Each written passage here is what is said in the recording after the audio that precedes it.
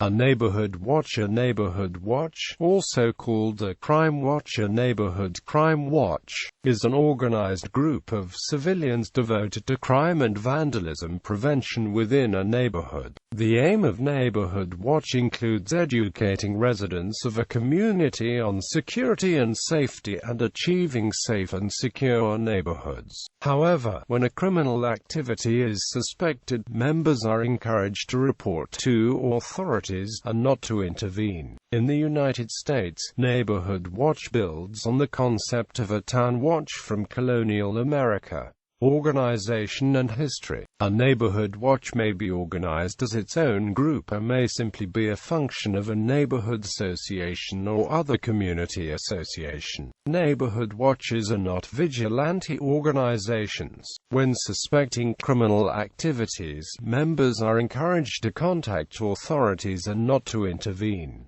In the United States, the current American system of neighborhood watches began developing in the late 1960s as a response to the rape and murder of Kitty Genovese in Queens, New York. People became outraged after reports that a dozen witnesses did nothing to save Genovese or to apprehend her killer. Some local civilians formed groups to watch over the neighborhoods and to look out for any suspicious activity in their areas. Shortly thereafter, the National Sheriff's Association began a concerted effort in 1972 to revitalize the watch group effort nationwide. The Neighborhood Watch system gained intense media attention after the February 2012 fatal shooting of teenager Trayvon Martin in Sanford, Florida by George Zimmerman, an appointed Neighborhood Watch coordinator. Zimmerman claimed self-defense and was tried for second-degree murder and manslaughter before he was acquitted from all charges. His actions on the night of the shooting generated controversy as he exited his vehicle and was carrying a gun, both of which go against Neighborhood Watch recommendations.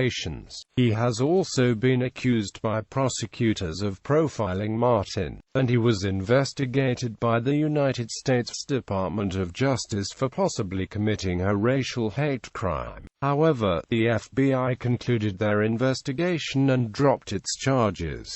Martin was black and Zimmerman is a mixed-race Hispanic. In another incident involving a neighborhood watch, Eliyahu Verdesheim, part of an Orthodox Jewish community in Maryland, was convicted in May 2012 of second-degree assault and false imprisonment for beating and then pinning down a teenager he thought suspicious. In 2010, Verdesheim and his brother, who had also been charged in the case but was acquitted, chose a bench trial, contending they would not get a fair trial due to the publicity over the Martin case. He was given a 3-year suspended sentence and 3 years of probation at sentencing in June 2012. A June 2012 New York Times article reported that neighborhood watches in the New York City area are growing again after decades of decrease due to lower crime rates. It also said that neighborhood watch groups fell under scrutiny since the shooting of Trayvon Martin. In response to the Trayvon Martin case,